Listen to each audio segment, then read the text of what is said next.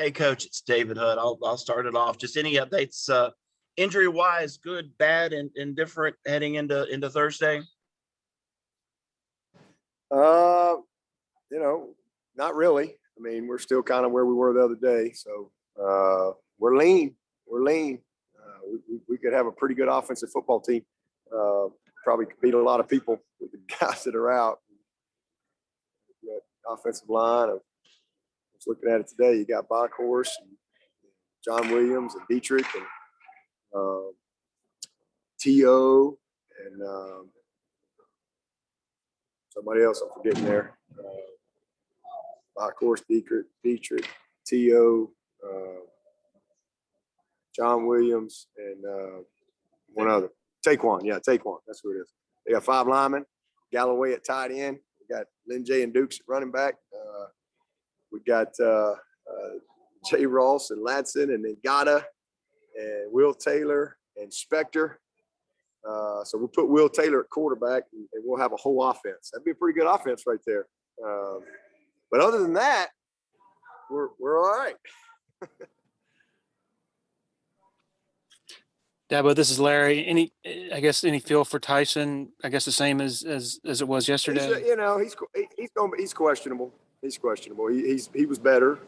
He practiced, yesterday and did a little bit today. But he's just day or whatever you say, day to day, gets a little better each day.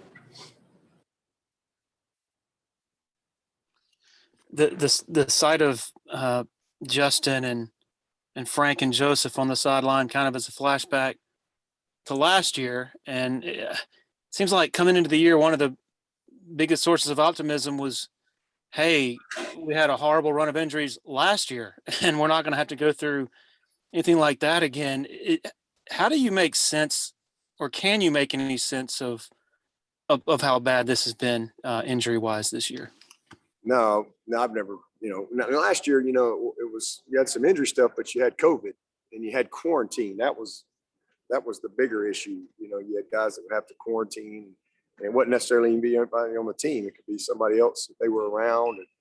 And plus you had a few injuries as well, but we were much healthier last year. Like all 5 of we didn't have much depth on OL, but all 5 guys played all year. So we were very fortunate there. And those guys were, we were really good.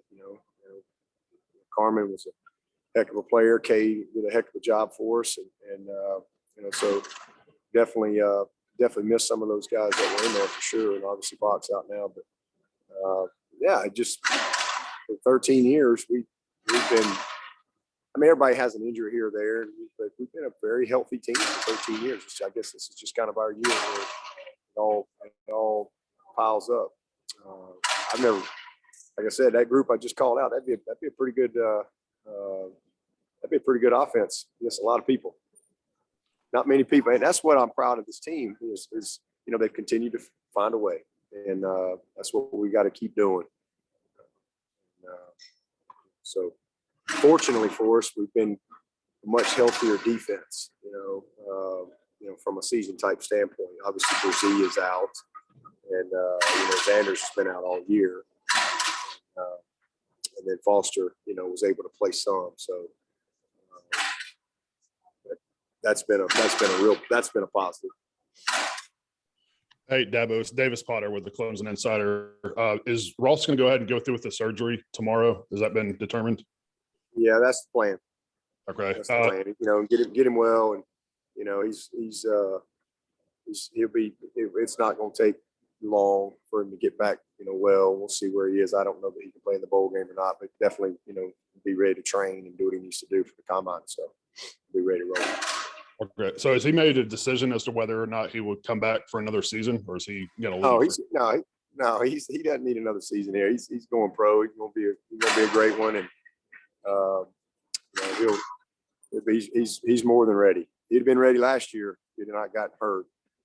So he'll get himself healthy, and it's amazing what, like I said yesterday, it's amazing what he's been able to do. His toughness is second to none, and what he's put on tape, and ability for people to see him playing football, and kind of put some of their fears to rest. And then the fact that he's just battled all year, man.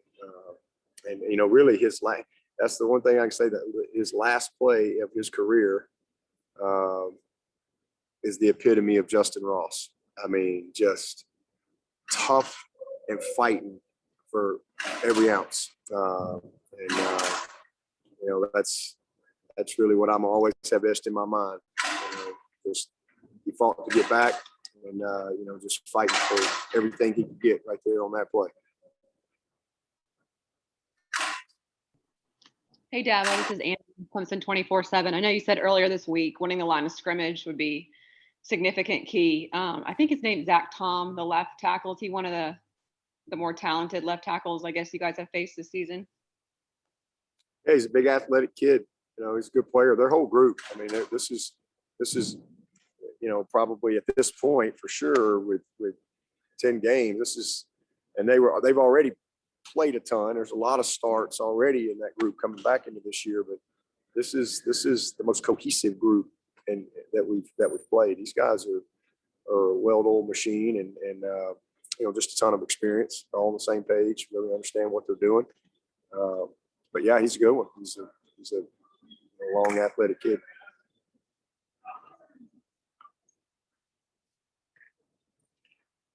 Seems like they've suffered injuries in the secondary. I guess you guys are just preparing for whoever you've seen on tape to date this season. Yeah.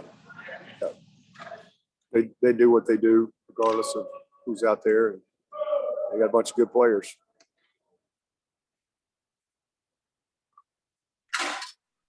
Dave Clawson was very complimentary of you in his press conference yesterday and said that he felt like maybe this was your best coaching job considering the losses and considering the injuries, and that he thought it was amazing that you managed to, as he put it, keep this team. How do you feel like you've been able to do that, and where would you put this in terms of how you feel like you've done this year? Yeah, well, ask me when we're over, and I'll give you an answer. But to this point, I'm proud of our staff. It's been a huge challenge, unlike any that I've had. You know, we've battled. That's the only thing I said. We've battled. We found a way to win, you know, whatever, 5 out of the last 6 games, and you know, 3 in a row now. And these guys, you know, the biggest thing is just going back to the basics and foundation of this program. Like I said a week or so ago, you know, just focusing on those things and trying to really teach. I mean, we've had a bunch of 10-0s, and we'll have some more. But this is really giving me an opportunity to teach in a way that, you know, I haven't really necessarily had in really since 2014.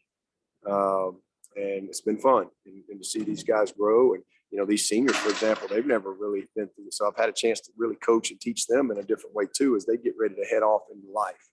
So I've enjoyed that part of it. I've had a lot of fun with this group. It's a close team, and you know, we all understand what our challenges are, and but man, they just battle. They battle, and you know, that's what I love about them. They want to finish. They want to finish well. There's a lot of teams that get a little adversity, and you find out what type of faith you got, what type of character you got, and you know, but this bunch, man, they rally. We got our hands full Saturday, that's for sure. Man, we're gonna have to play well, meet our crowd to really get behind this group and support them, no matter what. And but one thing I can promise you, these Tigers are going to battle. You know, this is we want to finish this season in as strong a way as possible and be the very best that we can possibly be, and that's always our goal. You know, and so we've got a chance to be 9-3, and so we just got to get that 8th win so we can keep moving in that direction. Yeah, but with Putnam coming back, is there a top 5 on the offensive line that's kind of established itself for this weekend? Well, we don't have much more than 5, so it's pretty easy to figure that one out. But you know, we'll see how we roll out tomorrow, and then we'll run 5 guys out there Saturday and kick it off.